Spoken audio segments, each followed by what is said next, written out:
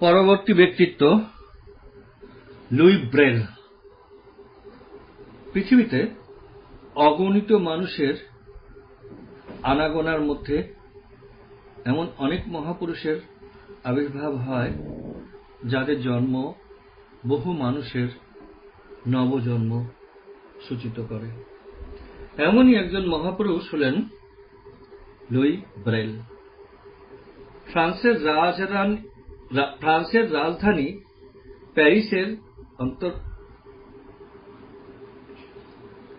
প্যারিসের অনতিদূরে ছোট কুপোব্রে গ্রামটি অবস্থিত। এই গ্রামেরই একটি টিলার উপরে ছোট্ট একটি কুটিরে 1809 খ্রিস্টাব্দের 4 জানুয়ারি লুই ব্রেলের জন্ম হয়। ছোট্ট কুটিরটিকে বেড়া দিয়ে 2 ভাগে বিভক্ত করা ছিল।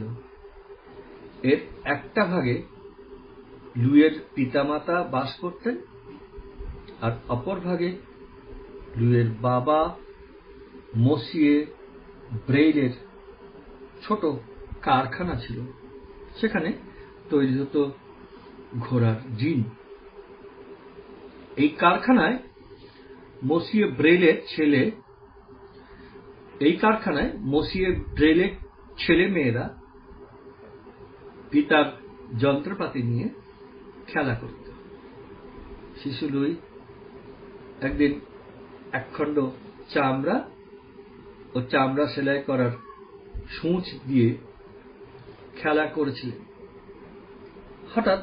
করছিলেন। হঠাৎ একটা চোখে আঘাত লাগে এবং ওই চোখটি নষ্ট হয়ে যায়। অল্প দিনের মধ্যেই লুইয়ের অপর চোখটিও হারান। এমন করে 4 বছর বয়সে লুই সম্পূর্ণরূপে দৃষ্টিশক্তিহীন হন। কিন্তু যিনি লক্ষ লক্ষ দৃষ্টিহীনকে আলোর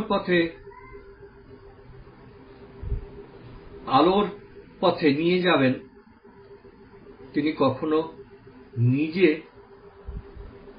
আধারের বাঁধনকে স্বীকার করে নিতে পারেননি। তাই অন্ধত্ব লুইয়ের গতিপথকে রুদ্ধ করতে পারেনি, বরঞ্চ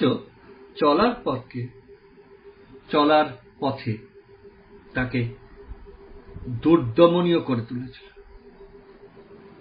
ছেলেবেলায় লুই হাত ও পা দিয়ে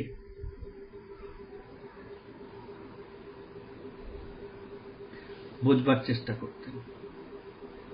তার বাড়িঘরে ও রাস্তাঘাটে স্পর্শ করে বুঝতেন।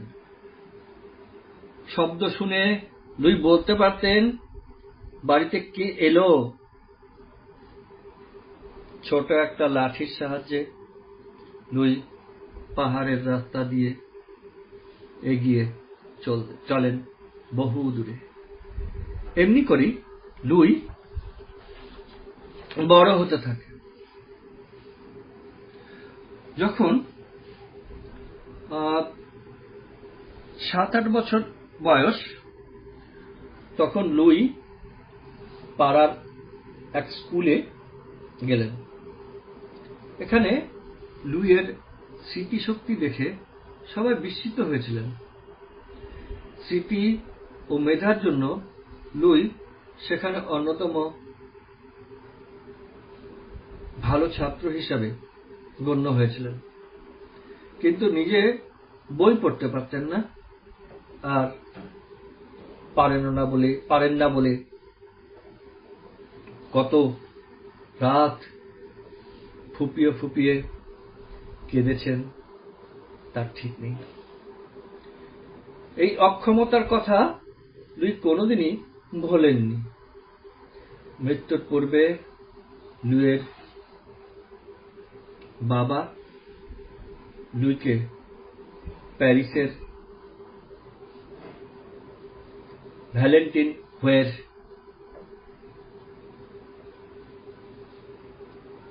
হয়ে ইংরেজিতে যার বানান HAUY, ভ্যালেন্টিন হোয়ের স্কুলে ভর্তি করে দিয়ে গেলেন।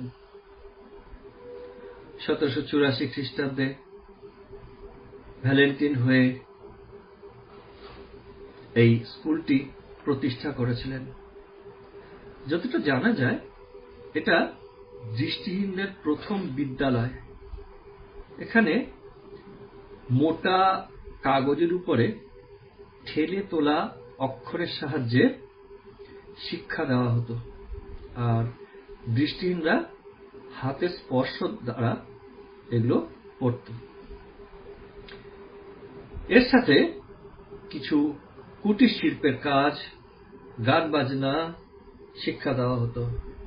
লুই এই স্কুলে যখন প্রথম ভর্তি হলেন তখন কি কেউ ভেবেছিল যে লুই এই স্কুলের সব কিছু পাল্টে দিয়ে দৃষ্টিহীনদের শিক্ষাক্ষেত্রে বিপ্লব আনবেন?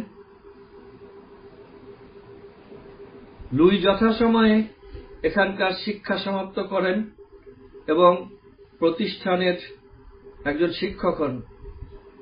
তার শিক্ষকতায় শুধু ছাত্ররা নয়, কর্মীরাও মুগ্ধ হলেন এবং তার শিক্ষা পদ্ধতি সবাই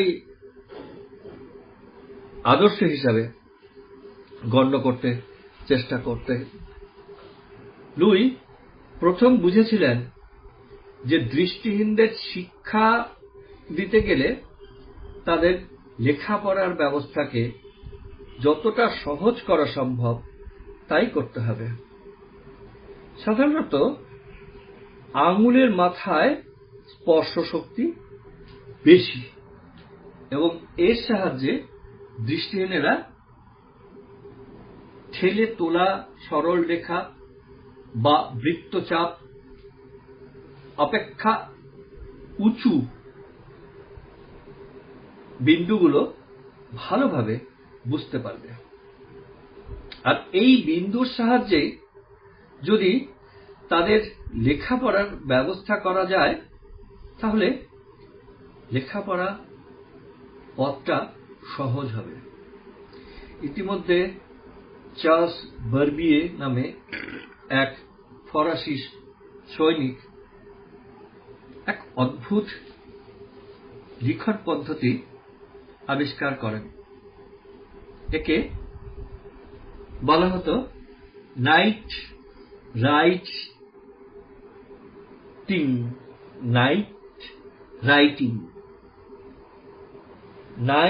রাইটিং বা রাতের লিখন বলা হতো।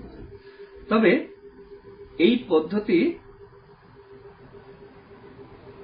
নেপোলিয়নের সৈন্যগণ গুপ্ত খবর এই পদ্ধতিতে আদান প্রদানের জন্য ব্যবহার করতেন। লুই পরীক্ষা করে দেখেন এই পদ্ধতি দৃষ্টিহীনদের পক্ষে গ্রহণযোগ্য। তবে এই পদ্ধতিতে কিছু অসুবিধাও ছিল। প্রথমত এতে কোনো অক্ষরের বালাই ছিল না। বিভিন্ন চিহ্ন ভিন্ন ভিন্ন ধ্বনির পরিবর্তে ব্যবহার করা হলো।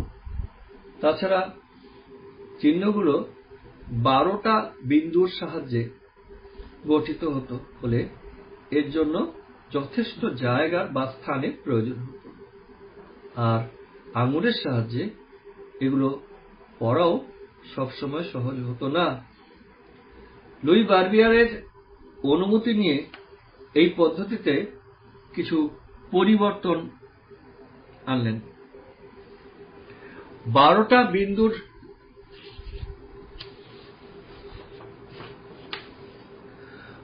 বিন্দুর পরিবর্তে 6টি বিন্দু নেওয়া হলো। এই 6টি বিন্দুকে বিভিন্নভাবে সাজিয়ে প্রায় 63 রকম চিহ্ন পাওয়া সম্ভব। আর এই চিহ্নগুলোর সাহায্যে পৃথিবীর প্রায় সব ভাষায় অক্ষর লেখা সম্ভব। লুইয়ের এই নতুন লিপিমালা অন্ধ ছাত্র এবং শিক্ষকবৃন্দ ব্যবহার করতে শুরু করলেন। এর যথেষ্ট সাফল্য দেখা দিল, কিন্তু চক্ষুষ্মান কর্মীরা এর বিরোধিতা শুরু করলেন। চক্ষুষ্মান শিক্ষকের পক্ষে পদ্ধতিটি নূতন করে শিক্ষা করা কঠিন ছিল। সম্ভবত এটাই হল বিরোধিতার মূল কারণ। কিন্তু সরকারিভাবে গৃহীত না হলেও দৃষ্টিহীন ছাত্র এবং কর্মীরা পদ্ধতিটি ব্যবহার করতে লাগলেন। এরপর লুই জীবনের শেষ প্রান্তে এসে পড়লেন। তিনি ক্ষয় রোগে আক্রান্ত হলেন। স্বাস্থ্য ফিরে পাবার কিন্তু তিনি কুপ্রের বাড়িতে ফিরে এলেন। আমি আরেকবার জায়গাটা পড়ছি। তিনি ক্ষয় রোগে আক্রান্ত হলেন। স্বাস্থ্য ফিরে পাবার জন্য তিনি কুপ্রে বাড়িতে এলেন। তিনি প্রায় 2 বছর বিছানায় পড়েছিলেন। শয্যাপার্শ্বে ছিলেন তার বৃদ্ধা মা আর এক বোন। তার শেষ দিনগুলো কিভাবে কেটেছে তা আজ জানা সম্ভব নয়। সেদিন লুইয়ের অবদানকে কেউ স্বীকৃতি জানায়নি। লুইকে সাহায্য করার জন্য কেউ এগিয়েও আসেনি। রোগশয্যায় শায়িত লুই সেই টিলার উপর দিন কুটিরে 1852 সালের 6 জানুয়ারি শেষ নিঃশ্বাস ত্যাগ করেন।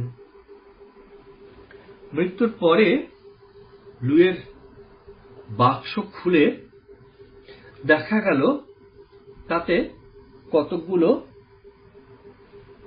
রসিদ আর একটা ছোট চিঠি আছে। লুই লিখেছেন কাগজগুলো পুড়িয়ে ফেলতে। এই কাগজগুলোর আর কিছুই নয়, লুই অনেক দুস্থ ব্যক্তিকে সাহায্য দিয়েছিলেন। এগুলো তারই রসিদ। লুইয়ের মৃত্যুর প্রায় 2 বৎসর পরেই ফরাসিবাসীরা বুঝেছিল তারা কাকে হারিয়েছে। 1854 সালে লুইয়ের লিপিমালা সরকারিভাবে স্বীকৃতি লাভ করে। 1878 খ্রিস্টাব্দে প্যারিসের সম্মেলনে ইউরোপের সকল দেশ ব্রেল লিপিমালাকে দৃষ্টিহীনদের পঠন পাঠনের জন্য সরকারিভাবে গ্রহণ করে। 1917 সালে আমেরিকায় এই লিপিমালা সরকারিভাবে গৃহীত হয়। ইতিমধ্যে এশিয়া এবং আফ্রিকার বিভিন্ন দেশে দৃষ্টিহীনদের পঠন পাঠনের জন্য ব্রেল লিপিমালা গৃহীত হয়। 1951 সালে জুলাই মাসে ইউনেস্কোর উদ্যোগে 30টা দেশের প্রতিনিধিদের নিয়ে ওয়ার্ল্ড ব্রেইল কাউন্সিল গঠিত হয়। ধ্বনিতত্ত্বের ভিত্তিতে অভিন্ন ব্রেল প্রতীক ব্যবহারের মাধ্যমে এক বিশ্ব ব্রেল লিপিমালা উদ্ভাবন করাই ছিল এর উদ্দেশ্য। আরবি লিপিমালা ব্যবহারকারী বিভিন্ন ভাষাভাষী দেশসমূহে এবং ভারতবর্ষের বিভিন্ন ভাষাভাষী অঞ্চলে অভিন্ন ব্রেল লিপিমালা প্রবর্তিত হয় এবং সংস্থারই প্রচেষ্টা ফলে ব্রেলকে ভিত্তি করেই প্রায় প্রতি দেশে চালু হল ব্রেল ছাপাখানা, ব্রেল গ্রন্থাগার গড়ে উঠল। দৃষ্টিহীন ছাত্রদের কাছে ব্রেল লিপিতে মুদ্রিত পুস্তক এনে দিল জ্ঞান বিজ্ঞানের ক্ষেত্রে বিরাট সম্ভার। শুনতে অবাক লাগবে যে ব্রেল অক্ষর তাড়াতাড়ি লেখার উপযোগী যন্ত্র আবিষ্কার করতে গিয়ে 1876 সালে নাগাদ রেমিংটন কোম্পানি প্রথম টাইপ রাইটার আবিষ্কার করেছিল।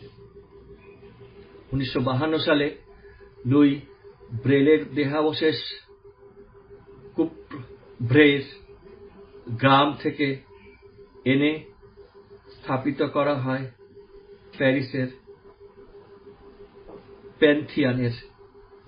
প্যান্থিয়ানে, যেখানে সযত্নে রক্ষিত আছে ফরাসি দেশের বিভিন্ন মনীষীর পার্থিব অবশেষ। আর এই সমাধির উপর একটি স্মৃতিসৌধ নির্মাণ করা হয়। সৌধটিতে একটি ছবি আঁকা রয়েছে। ছবির এক পাশে ব্রেল অক্ষরগুলো লেখা রয়েছে, আর অন্যদিকে লুই ব্রেল একটা ছাত্রকে বর্ণমালা শেখাচ্ছেন। লুই ব্রেল উদ্ভাবিত স্পর্শ বর্ণমালা দৃষ্টিহীনদের কাছে বিজ্ঞান, গণিত, ভূগোল, সাহিত্য ও সঙ্গীতে সবকিছুরই দরজা খুলে দিয়েছে।